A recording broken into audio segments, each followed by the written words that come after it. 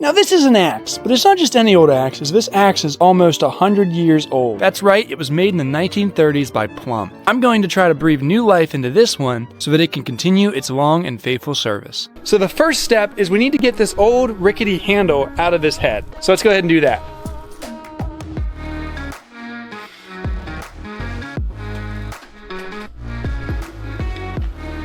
Alright, so now, I'm gonna go ahead and just clamp this in here. Alright, so now I'm just gonna try to drive this down. Whoop. Oh, about lost a foot there, let me tell you. Okay, so we're gonna go with a little different technique here because that obviously is not working.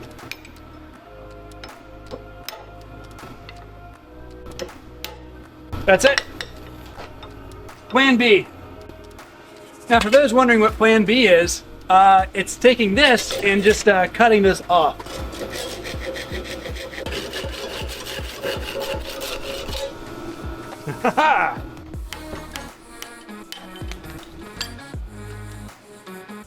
Hello! Alright, so now that's now been punched out and we have our handle here. What I'm essentially going to do is set this aside for right now, as we're going to tackle the axe head first. Okay, so the first thing that I'm going to be doing to this axe head is basically just grinding it clean of all this sort of patina that has happened over time. Now, it's very important to mention here that typically speaking, guys would reheat treat these, as the heat treating on old tools tends to be kind of shoddy. All that being said, I'm pretty happy with where the heat treatment's at just based on the way that it's performed in the past. So what I'm going to do instead is just simply dress the faces and add in our own little touch here to our grinds. Alright, so what I'm going to start with is a fresh 60 grit belt. I'm also going to be using a big hollow wheel, and that's so that I have a lot of kind of torque and horsepower to basically just hog through this thing. So let's do it.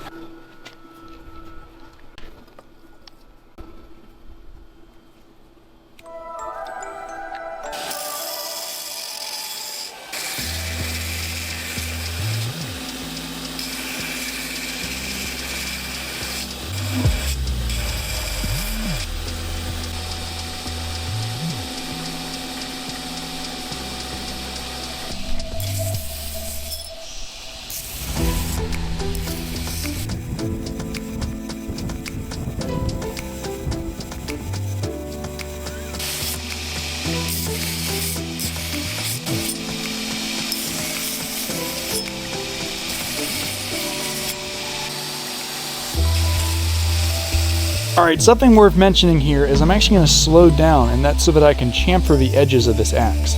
I love a good chamfered look, and that's exactly what I'm doing here. Alright, so we're done with 60 grit, and something that's actually super wild is there's actually a delamination down the eye right here. And seems like something that wouldn't be a big deal, and I'm not really worried about it structurally. However, it's really cool to me because that means that this was traditionally forge welded. My guess is they wrapped around the metal and they forge welded it together to form the eye. That to me is like a super cool detail, and that means that this would have been hand forged, which is like, that's crazy cool to me. So what we're gonna do now is we're gonna go from the 60 grit belt down to 120 grit. What that'll allow me to do is basically go in there and refine these grinds and get it ready for Scotch-Briting.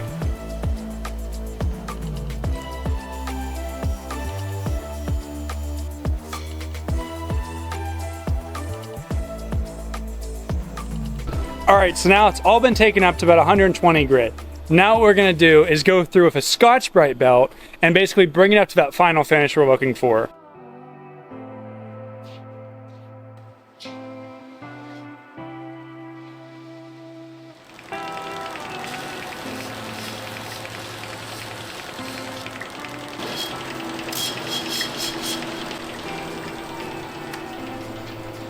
Alright, so I'm now going to just quickly apply a thin layer of axe wax, and that is for the sole purpose of just preventing our satin finish from rusting until we can get everything nice and finished up. What we're going to do is now work on the handle. And for this handle, I have a piece of African ipe wood. Ipe is a very dense hardwood, and it should give us this very sort of dark but beautiful grained handle that'll be plenty tough for the application of a hatchet. All right, so this gives us a rough idea, and we can now cut the length off right here. And to do that, we're gonna be using a miter saw. All right, so now what I'm gonna do is take this, essentially just trace out the cross section that we want. I'm not gonna go strictly based on this, but I'm gonna use it as a rough guide once I start to shape the handle. That'll help to keep me kind of in the right area. All right, so it's about to rain. It's sprinkling now, and so I have to hog off all of this material in a very short amount of time. So let's go ahead, throw on a fresh 50 grit belt, and throw on my flat platen, and we will see if we can make this work. So let's go ahead and do it.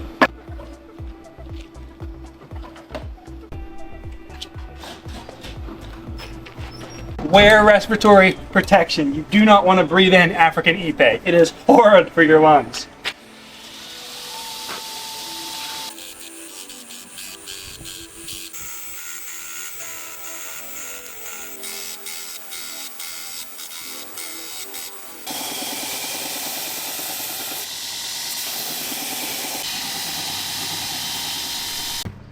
All right, so the next step is now we're going to start to thin this out. So let's do that.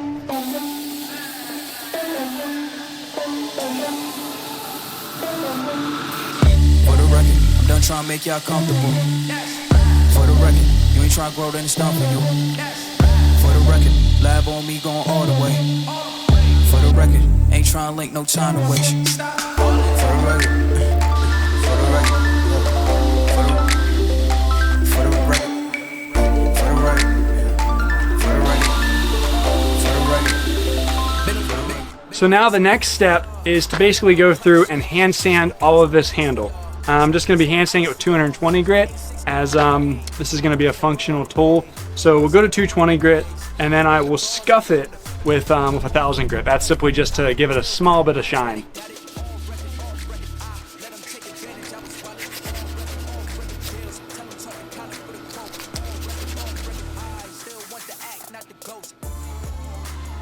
All right, so now it's been sanded up to 220 grit. So now I'm going to take a piece of 1500 grit and basically just burnish the surface of the wood. This just basically pops the grain out just slightly. Again, I'm not going to take it any higher than 220 because it's going to be a functional tool. However, the 1500 grit just gives it a small amount of shine, which looks really nice when you apply a wax to it.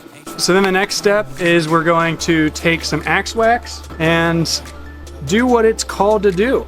Apply it to an axe. Kind of try to smear that in a little bit. And there we are. So now we're gonna go ahead, split this, and I'm also gonna split it this way. And the reason is so that we can do a cross wedge sort of fit up to the hammerhead there. So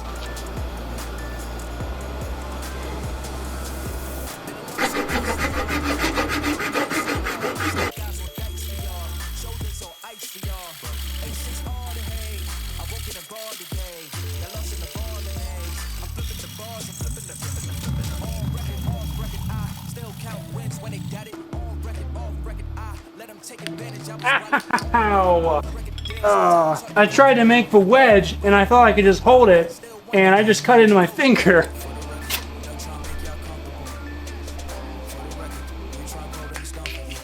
Good as new.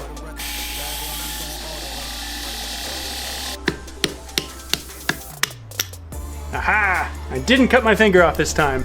Okay, so what you've watched me just do is make 3 individual wedges. 2 of these will be going the length of the axe wedge, while this one is the one that separates the 2 in the middle. Alright, so I went ahead and I mixed up some 5-minute 2-part epoxy. The goal is to not get this on the inside of the axe head. And the reason is so that if we have to replace the handle ever again, we don't want to have it glued on. This is just for a coating on the wedges. That way, as we press them down in, they have something to help hold into each other with.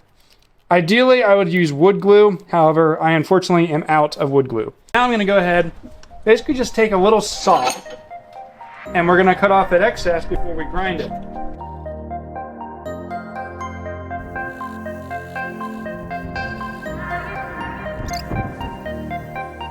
And then that is now done.